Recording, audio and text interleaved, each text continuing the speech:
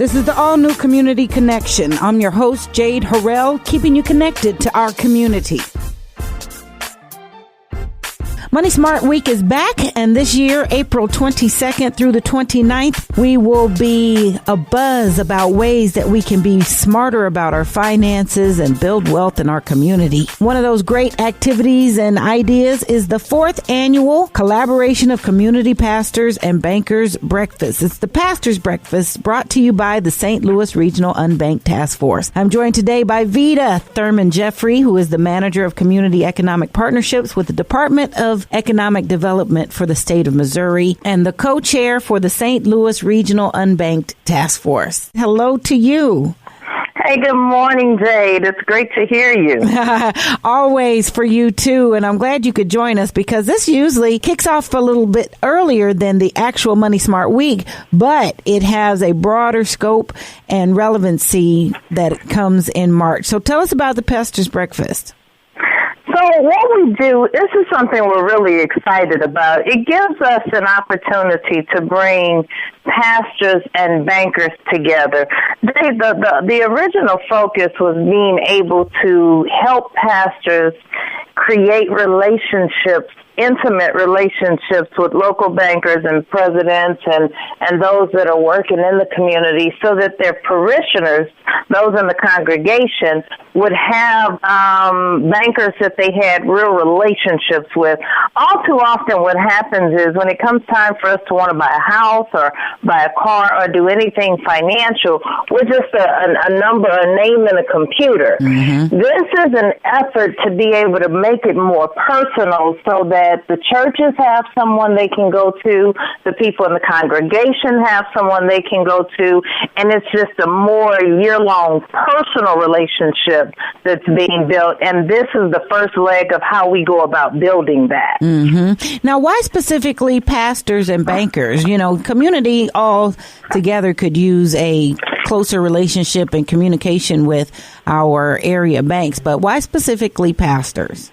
You know, that's such a great question. I'm glad you asked that. So the St. Louis Regional Unbanked Task Force does a number of things working in the community in general. Mm-hmm. The piece in bringing the pastors was unique for a number of reasons. One, I want to go back and give you a couple of numbers. Okay. If you look at our faith-based leaders, for years, faith-based leaders were ranked one of the highest amongst those, unbeknownst to many, who were suicidal. No, I didn't know that. And so if you look at that, what typically happens, and that's a horrible stat to have to look at, but we want to look at what's really going on. Somebody who's been called into leadership, faith-based leadership, is taking on, a big undertaking. Mm-hmm. And so this person, oftentimes in our community, we see them as save-alls. You know, we think that if you're our pastor, you should be able to fix our car. You should be able to teach us how to paint our house. We want you to pray for us if we're dying, fix our broken marriages, help us with our wayward children. Mm-hmm. We want you to find us a job. We want you to help, fix that credit score. We think that because you've been called to be a pastor, you are the end-all to be-all. Mm-hmm. And so this was just one way of pouring back into those that have to pour into so many. And so, but if you look at it, yes, our community can take this information a number of ways, but this is a way to be able to pour back into a great many, but also pour into those that are helping them as well. Mm-hmm. So if we can pour into our pastors, if we can pour into our church board leaders, if we can pour into our church leaders and give access to the members of the church, then we've done a good lift economically in the community. Absolutely. And the way we got to help our community is to be able to uplift it economically. Mm-hmm. Mm-hmm. And this helps you really extend the work of your hands as well as the pastors. Those stresses, I can't imagine. When you put it in perspective, I mean, we really dump a lot on their plate, in their lap, to have to try to manage and guide and lead. And man, if we could really empower them with some of the knowledge from our financial institutions, because, at the heart of many of the ills and woes is finances and absolutely. Yeah, exactly. But then, relieving that stress for them, but giving them the tools that can then in turn be given to their congregations and even more broadly, the families and communities that they serve. Yes. And, and just, being raised in the church, my husband's a pastor, and I've come to just understand there's so much more to it and getting through and being able to help people. And oftentimes on Sunday, we've got people sitting under leadership who can't hear the sermon because they're so stressed out about what life looks like financially and what's going on, before they even get there. And so if our bankers can come to the table and relate to people on a more personal level and be able to see them as people and not just as numbers, then that takes us a long way at being able to fix some of the brokenness that people are dealing with that are helping them make poor financial decisions anyway. That's right. And so by doing this, it's helping us to strengthen our bankers and help them become better at what they're doing. It's helping our pastors be able to pour more into their people and get them through some of the struggles they're going through. And then it's helping our families because our bankers are being taught, we take them through trainings on how to communicate and how to make the information more palatable so our people aren't embarrassed for having to receive financial help. They're not intimidated because money sometimes intimidates people and sends them running, and they can be more disciplined and patient to be able to walk through what it is you're offering me. I may not be ready to buy a house today on my numbers from what my credit score looks like, but if I'm diligent enough and I'm patient enough and I listen to you, then 6 months, 12 months, 18 months from now, you could make me a first-time home buyer, and that's a big deal. Right, and then you become among the leadership that helps strengthens that faith community and church family. Yeah. Oh, wow. That's pretty powerful. So this is your 4th year and seems to be pretty overwhelmingly received. The bankers, what do you hear from them about the idea of this in your 4th year? Oh, my goodness. The bankers we get more and more bankers calling us wanting to be part of this yearly because they're getting it. They understand the importance of being able to speak to the faith-based community, and they also understand how it's building them to do so. And Jade, they've kind of been willing to help on so many levels because it's not just about helping the congregation. We also have bankers coming through who are doing sessions teaching our churches, how to be more bankable themselves.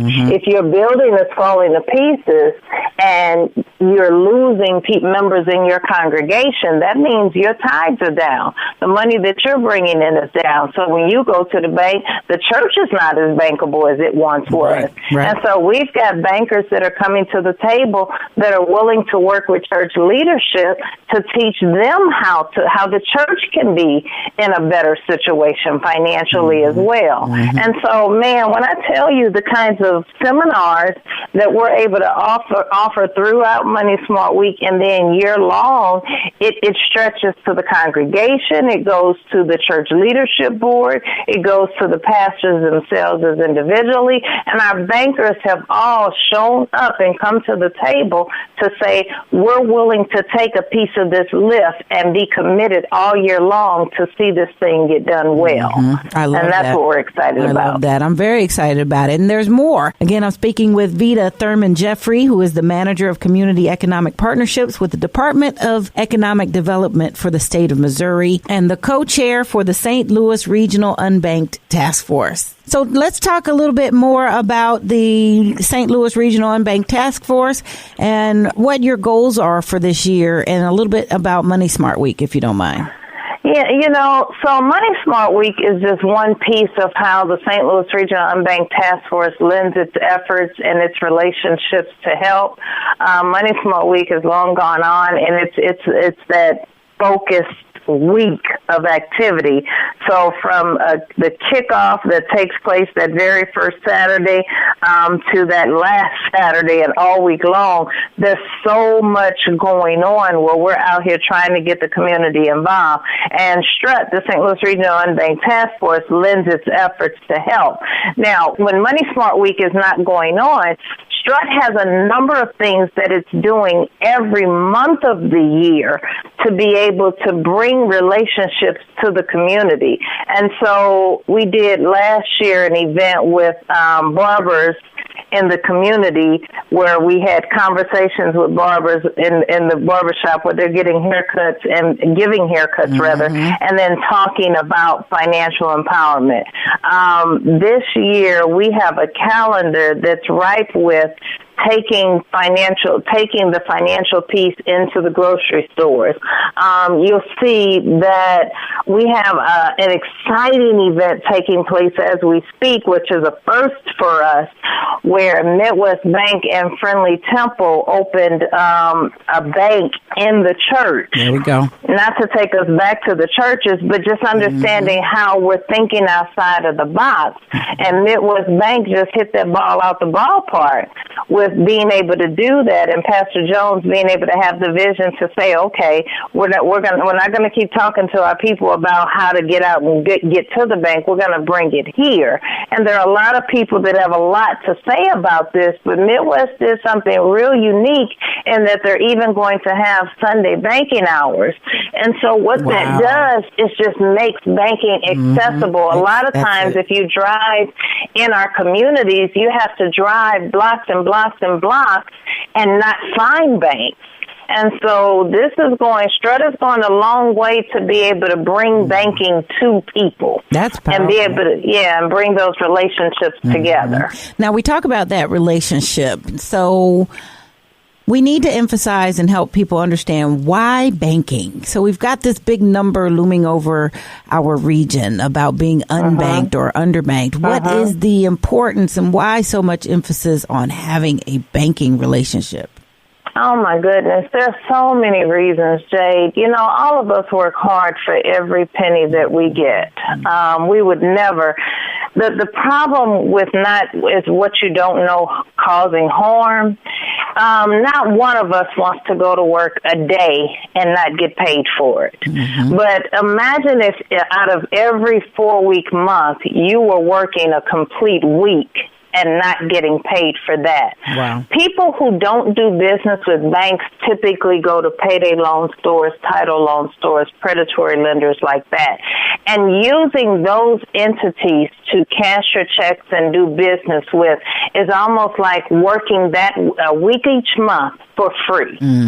Because the amounts of fees that they charge you, the interest that they charge you for the money that you're using, it's almost as if 1 week out of every month you're working completely for free. And since none of us would do that in our right mind, we've got to be more aggressive in making sure that people know they have alternative choices. Even if they've had bad banking experiences before, we're working with them to show them that can stay in the past, but we can give them good banking experiences now, and the banks are ready to, with open arms, to help bring them into the fold to do so. Sure, and that was the other part that I was glad that you included, was that banks are ready. And so why don't you share with us some of the banking partners that you have that are motivated and determined to create that kind of relationship?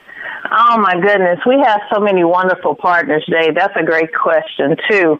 Montgomery Bank plays a great role in what we do. I've already talked about Midwest Bank. We have a great relationship with Royal Bank as well. Pulaski has been at the table for quite some time. Yeah, we've got Carrollton Bank, who's been at the table for quite some time, the private bank. FCB Bank. Oh my goodness, Janine over at FCB Bank does a lot of things out in the community. Citizens National Bank, Electro Savings has been with us. So we've got a great list of participants. Great Southern Bank does well with us. So we've got a lot of banks that have been at the table for quite some time. That's very encouraging. And continue to show up. Yeah, we're very encouraged by that. And every year, as we continue to grow and add more, we're encouraged just that banks see the value in coming to the table. Commerce Bank sits with us. So it's not just banks that you've not heard of. It's banks that have been prominent in the community saying we see the need for what's going on, and we want to be part of the solution. Yeah. And thank goodness for STRUT to be a part of that solution, too. So you've got financial classes, you've got events coming up. There are all sorts of tools and resources, but definitely those relationships is what's going to make that solid and stick with us throughout our region. So why don't I have you send out the invitation then formally to our area pastors to take part and for folks to let pastors know about this awesome breakfast opportunity. Absolutely. So we're looking forward to seeing all pastors and their in leadership Thursday, March 2nd, 2017. It starts at 8 a.m. and it ends at 11:30. And this year the breakfast is being held at the Christie Banquet Center. It's at 5856 Christie Boulevard, St. Louis, Missouri, 63116. And if they have any questions on that, they can feel free to give me a call. I can be reached at 314-374-1410. Again, that's 314-374-1410. But we're absolutely looking forward to seeing them there. I love it. Veta, we look forward to all that's yet to come and that it's an ongoing effort because it's going to take a lot to build and rebuild and strengthen our community. And you all have stepped up to the task. So we appreciate you being with us today. And we'll have you back to tell us about some of the other events that are coming up. But for now, we are certainly looking forward to the breakfast happening on March the 2nd. Dave, thank you. You are always so wonderful, and I'm always excited just to be able to chat with you. Yeah, me too. Likewise. Powerhouse Veta Thurman-Jeffrey, the Manager of Community Economic Partnerships with the Department of Economic Development with the state of Missouri, and the co-chair for the St. Louis Regional Unbanked Task Force. Thank you again for being with us. All right, that's it for this week. If you have questions or comments or have something you'd like to include in the community calendar, you can leave a message on our message box at 314-333-8369, 314-333-8369. And for more information about our show or any of our guests, you can visit us online and listen to the podcasts at Spreaker.com. That's Spreaker.com. And search Community Connection with Jade Harrell. You all be blessed, do blessed, and take care.